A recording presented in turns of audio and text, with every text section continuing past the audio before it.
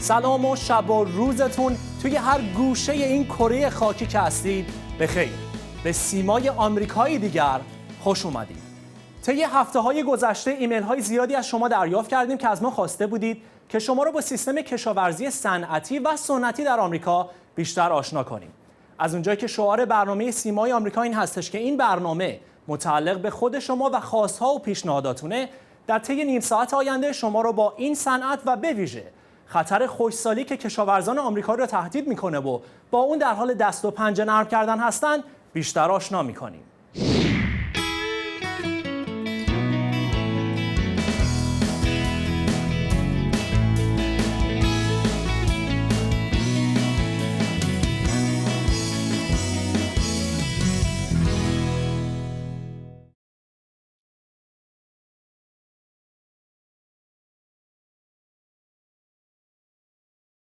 This is as bad as I've ever saw it.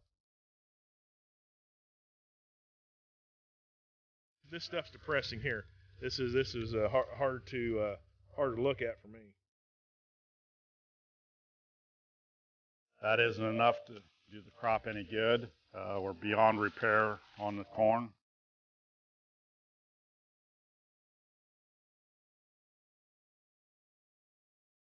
The drought concerns this year have expanded exponentially. The crop I planted right now, I have more invested in this crop than I have invested in any other crop in my life. People don't realize we have no boss and we have nobody to help us.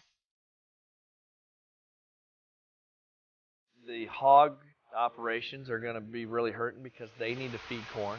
The poultry is really going to be in a squeeze because they need to, that's all a chicken will eat is corn. And the dairy guy has to feed corn to get his cows to produce lots of milk.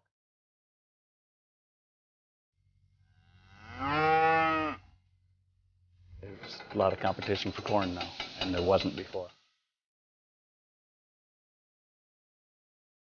And the ethanol industry is allowed to continue to make alcohol. The crop is going to get ate up, and it's not going to go into food.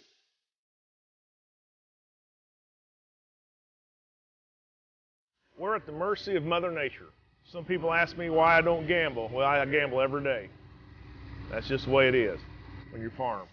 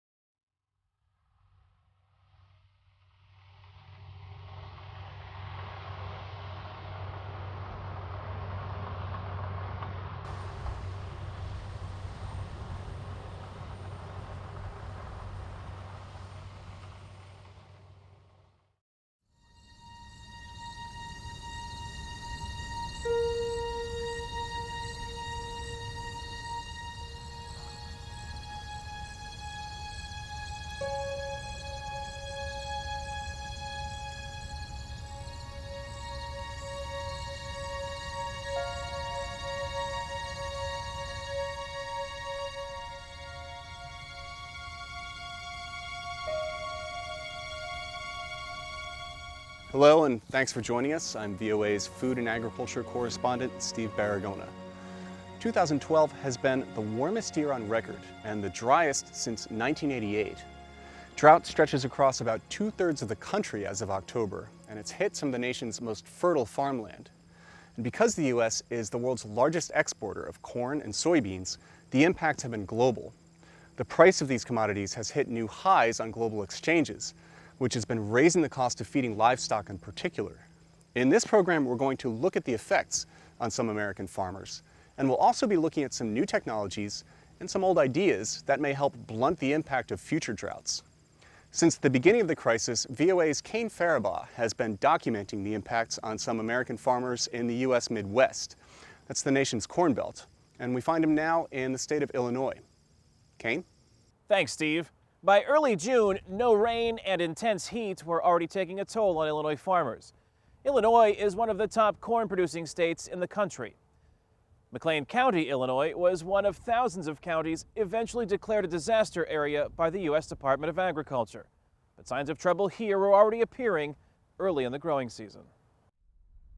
In this year's record-setting heat, under the hot summer sun, McLean County, Illinois farmer Matt Hughes' crops are wilting. Well, we do have a good root system. It's just nothing going through it. Each day without rain clouds brings new disappointment and worry for Hughes. The crop I planted right now, I have more invested in this crop than I have invested in any other crop in my life. Hughes says that's because with commodity prices at all-time highs, so is the cost of seed and fertilizer. Now, he's watching his potential profits evaporate. This is the one year that can make or break a lot of farmers. June was one of the driest months on record in many parts of the country, depriving corn stalks of much-needed water during pollination. And this is some of the most productive ground in the world. It's not like I'm going to make a choice to not produce it because I think we're going to have a drought. We produce it, we take what we can get. It's kind of waiting to grow again. As old as these plants are, they should be quite a bit taller yet. They should be almost as tall as me. And you can see how stunted they are right now this time of year.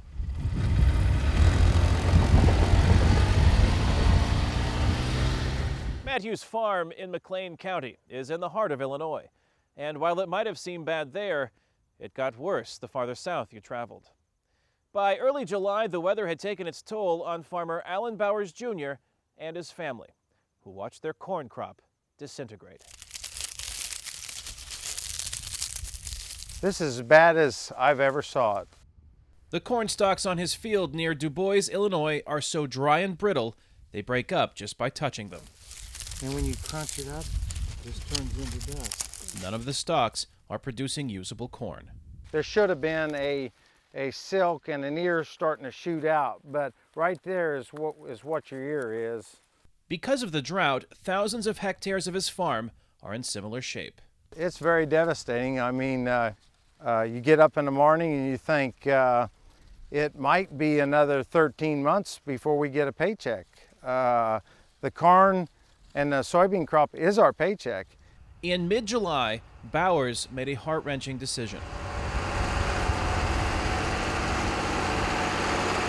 Faced with a near total loss of his corn crop, he decided to cut it down. We are making what they call corn silage out of this for the animals, for the cows, and if you wait till it's completely dried up, it won't even make suitable feed for the animals. So we have to do it in a timely fashion before the hot temperatures and winds dries it out anymore and turns it completely to just, you might say, dust. Dust is the consistency of much of Bowers' farmland, exposed to the wind now that the stalks are cut down. It's all just powder like sand, you might say. Some of the only stalks left standing are for crop insurance adjusters to inspect. Alan Bowers and his wife Lori are hoping for a modest insurance settlement just so they can make ends meet until next year. People don't realize we have no boss and we have nobody to help us. And it's tough. You have to work together. You have to work with a husband and a wife and family, and together try to work through it. The remaining land on the Bowers farm is filled with soybeans. The outlook for production is just as grim. And this year I don't think there's going to be anything much to harvest at all. Lori's husband Alan says if next year is anything like the present, he isn't sure the farm that has been in his family for 4 generations can survive. It will be probably 5 times as challenging as what it is this year. The challenges of harvesting drought-damaged corn was already evident to farmer Bruce Nation by late August. He was already in his fields in Taylorville, Illinois, harvesting mostly heartache. Yeah, this stuff's depressing here. This is hard to look at for me. Most of the ears of corn that managed to grow in his fields are much smaller than normal because of the drought. Smaller corn means less to sell, which cuts into Nation's bottom line. Probably, I don't know, maybe 30 kernels on that whole thing. That's what we're up against. Again, watch your moisture running. Nation was also up against the risk that comes with planting and growing when the costs for seed and fertilizer are at all-time highs. We're at the mercy of Mother Nature. It's just, some people ask me why I don't gamble. Well, I gamble every day. That's just the way it is. on your farm. As he takes to the fields to harvest, this year about a month ahead of schedule because of the drought, Nation is watching that gamble in real time. Thanks to an internet connection in his tractor, he keeps a close watch on the rapidly changing price for his corn and soybeans. I watch them every day. I have a consultant that helps me on my marketing. He watches it every hour. Commodity traders on the floor of the Chicago Board of Trade are also keeping close watch over the rapidly changing prices, including GrainAnalyst.com's Matthew Pierce. The drought concerns this year have expanded exponentially as we've approached harvest, and some of the pro-farmer numbers that we've seen recently have shown much more damage than was even expected. Pierce says the outlook for both corn and soybeans gets worse by the day and has global implications. The U.S. exportable surplus is dwindling by the day, and China, Japan, South Korea, and Mexico are going to be most directly affected by that. We're at all-time level highs on corn and soybeans. That really hurts everything over the long haul. You know, everybody's going to feel this effect, including Nation's neighbors. But despite all he faces, Bruce Nation will not call this year's drought a disaster. I wouldn't say a disaster, I would say a setback. It's going to set everybody back a little bit. But, you know, the farmer has got a heck of a human spirit to him. And he's going to keep right on plugging. Next up are his soybeans. With a little more help from Mother Nature in the form of rain, that gamble might pay off for Bruce Nation.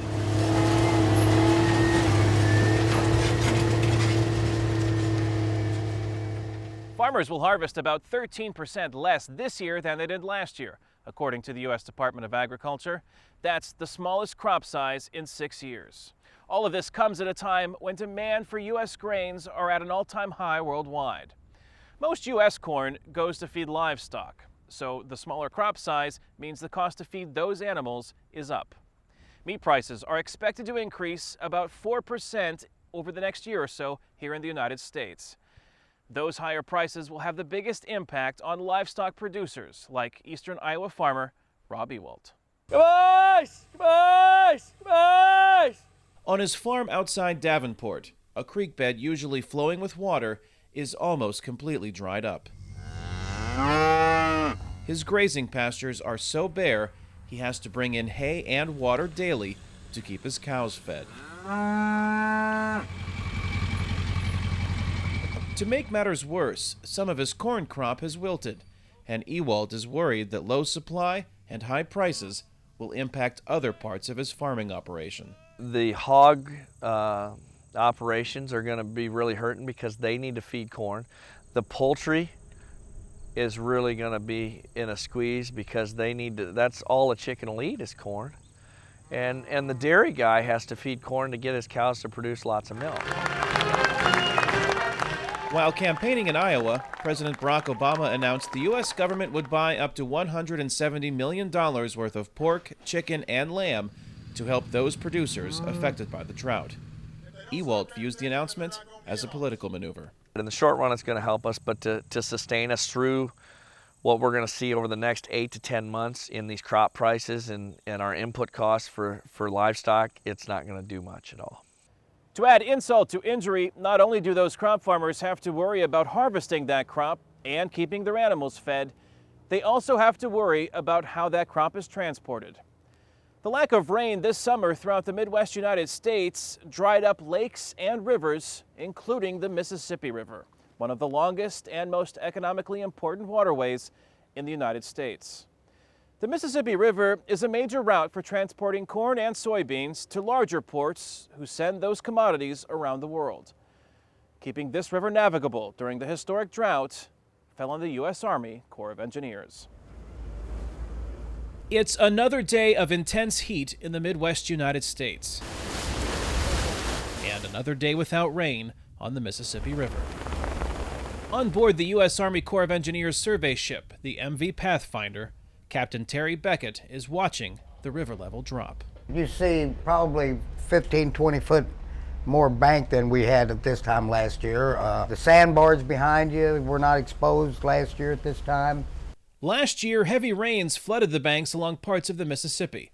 This year, the level is so low, shipwrecks normally hidden underwater are plainly in view. It's slow and it's bad, but it's not the end of the world bad. Industry just lightens their loads and hopes for the best. That industry ships corn, soybeans, and wheat from farms in the Midwest to destinations around the globe. 60% of all grain exported from the United States travels on barges along this waterway. Any disruption has a ripple effect. So there's a lot of money at stake for these farmers, and there's other commodities that are coming down the river as well. It's not just grains, but it's also some chemicals are coming down the river, coal is coming down the river, various different things like that. Jason Brown is a hydraulic engineer with the Army Corps. He says ships need a channel nearly 3 meters deep and 91 meters wide to safely navigate. We are at a low enough stage with the anticipated forecast going lower that we're starting to initiate some communication between the navigation industry, Coast Guard, and the Corps to make sure that we are accounting for all the things that need to be accounted for as water levels drop. Part of that accounting begins with Captain Beckett and his crew. They locate the shallow spots that could endanger traffic. We run a dredge survey, and then when they decide whether it needs dredging or if we can buoy it. If we can buoy it, certainly that's the quickest solution. Obviously, the further it drops, the more dredging sites are going to pop up. Companies that load their barges will have to lighten their loads as water levels drop, says Russell Arrett with the U.S. Army Corps of Engineers. Since the river stages are lower, they have to kind of restrict their barge configuration, so that kind of cuts into some of their dollars and raises their O&M cost. But Arrett says the Mississippi River is still the most efficient way to ship commodities, as long as it stays open to traffic.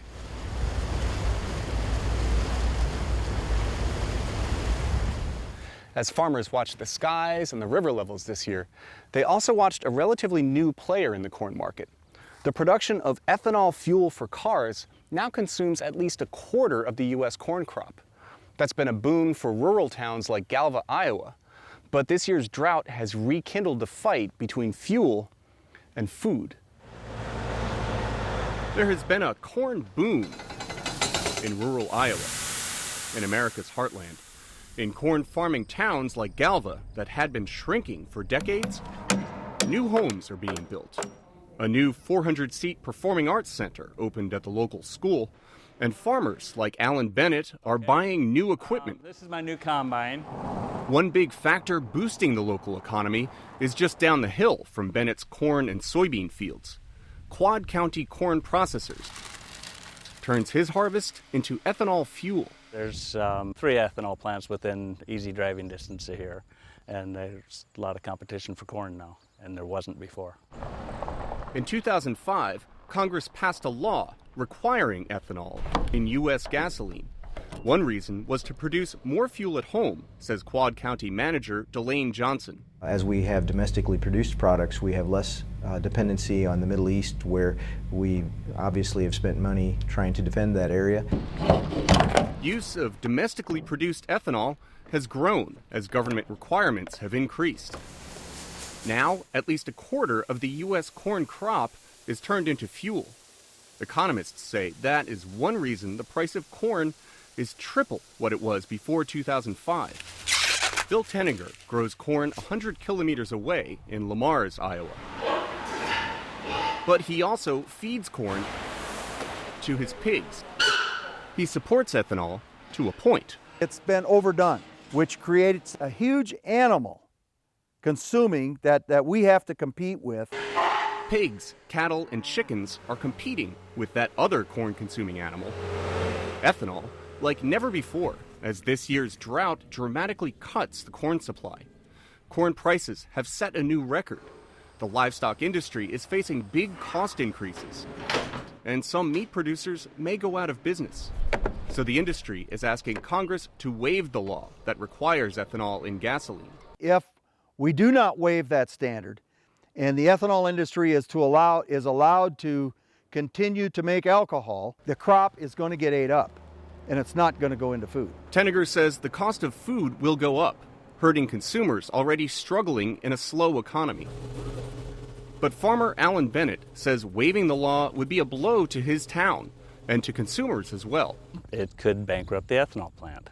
It's a huge deal. This country relies on ethanol for 10% of its fuel supply. Ethanol is good for America. Bill Tenninger agrees, but he says this year's drought has made him think differently. I have not been one of these that have really argued the food versus fuel argument, but yet in the end, maybe it does come down to that. This year's extreme drought and the tough choices it forces may be a look into the future on a warming planet. Scientists expect more extreme weather with climate change. Coping with those changes is one of agriculture's biggest challenges for the 21st century. Some are looking for answers in biotechnology. The seed company Monsanto expects to be the first on the market with genetically engineered varieties better able to cope with dry weather. But some are saying, don't expect too much. Bruce Troutman's cornfields near Sutton, Nebraska have received about a third less rainfall than normal this year. This morning's sprinkles will not help much. That isn't enough to do the crop any good. We're beyond repair on the corn.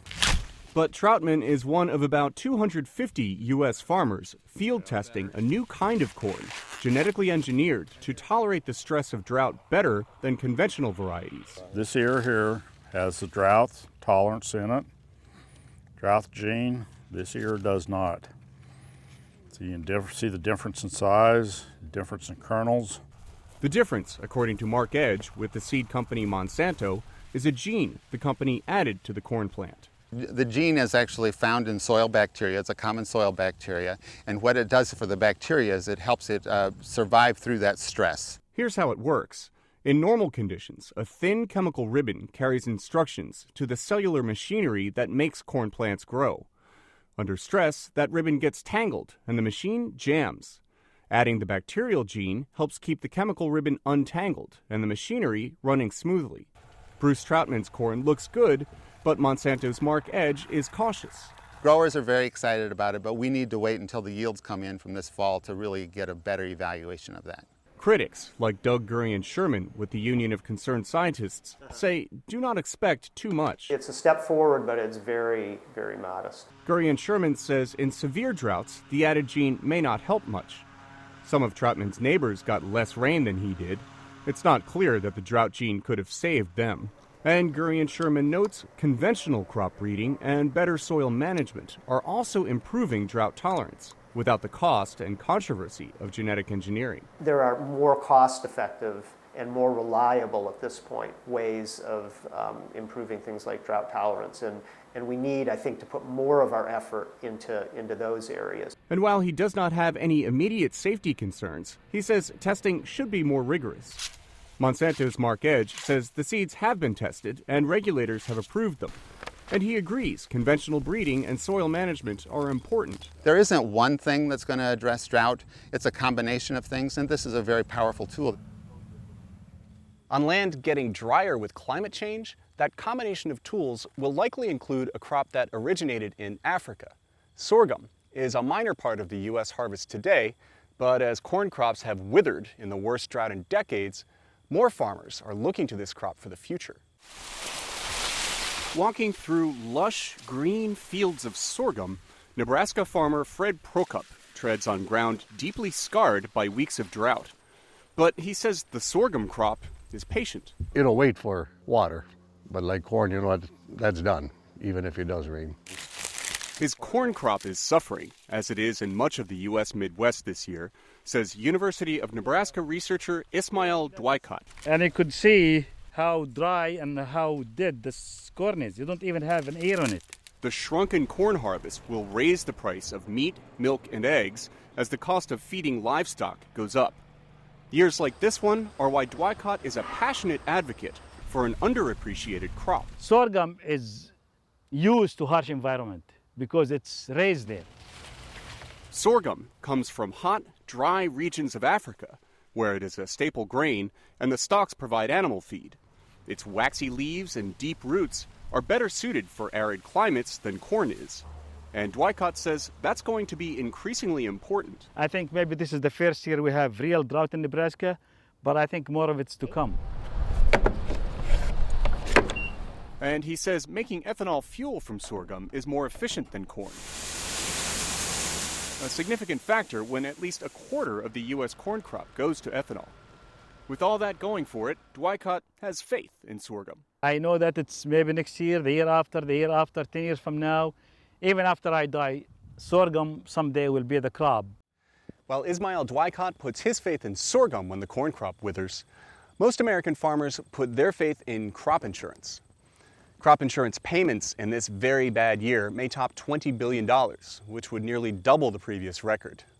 But one Iowa farmer has gone without crop insurance through decades of ups and downs, and he's done it by breaking with conventional wisdom. It's okay. 80-year-old Dick Thompson may not look like a radical farmer. I'm old-fashioned, and I'm proud of it. But Thompson's old-fashioned ways are radically different from other Iowa farmers, and they work. It's filled out to the end. He says he is earning more money per hectare than his modern farming neighbors. The yields tell me it's working, and don't mess with it. Matt Liebman wants to know why it's working. His research fields at Iowa State University mimic much of what Thompson does. The reason we're doing this is because of what he's doing. One thing Thompson is doing is raising cattle, when most Iowa farmers got out of the livestock business years ago. If I'd sell the cows, I would be like everybody else around me, corn and beans. Corn and soybeans carpet the Iowa landscape. Many farmers here grow nothing else. And when those crops do poorly, as they will in this year's drought, payments from crop insurance keep farmers in business. Well, I have never bought crop insurance since we started to farm. Instead of crop insurance, Thompson protects himself the old-fashioned way. He raises corn and soybeans, but he also raises hay and oats, along with the cattle and hogs. I think it's common sense. You got diversity, and you got some protection there. If one crop doesn't do well, maybe the other one will make up for the difference. And his hogs and cattle provide more than just income. They also provide manure to fertilize the soil, so Thompson does not have to use chemical fertilizers. And the manure helps the soil hold water, another form of insurance in a drought, says Iowa State University researcher Rick Cruz. It really adds to the condition of that soil that does favor crop growth, particularly under stress conditions, and that's the kind of conditions we're experiencing this year. Conditions farmers everywhere will face more often with climate change. Matt Liebman says his research shows Thompson has lessons for all of them. Well, there's pods here. Looking towards diversity, crop-livestock integration, the careful stewardship of the soil, making the best use of every drop of rain that falls. I mean, those things are all lessons that we should know here, and they're even more important elsewhere. And Thompson says with his way of farming, everyone wins. I think it's a better way of taking care of the land and the environment and the pocketbook. You can have all three.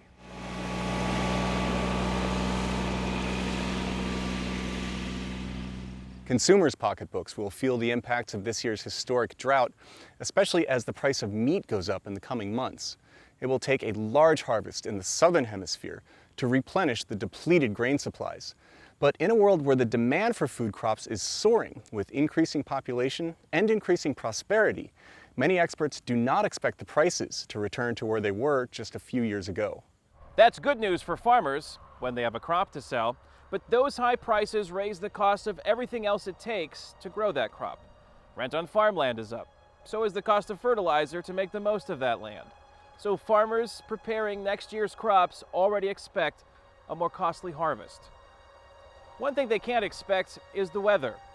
But one thing they're hoping for much more of next year is rain. For Steve Baragona in Washington, I'm Kane Fairbaugh in Illinois. Thanks for joining us. خب این بود سیمای آمریکایی دیگر و امیدوارم که خوشتون اومده باشه. منتظر نظرها و پیشنهادات شما برای هرچه بهتر کردن برنامه خودتون سیمای آمریکا هستیم. برای ما ایمیل بفرستید. آدرس ایمیل ما simayeamrica@voanews.com و به صفحه فیسبوک ما هم حتما یک سری بزنید. آدرس اون هستش www.facebook.com/ و یا خط مورب سیمای آمریکا. شب و روزتون خوش.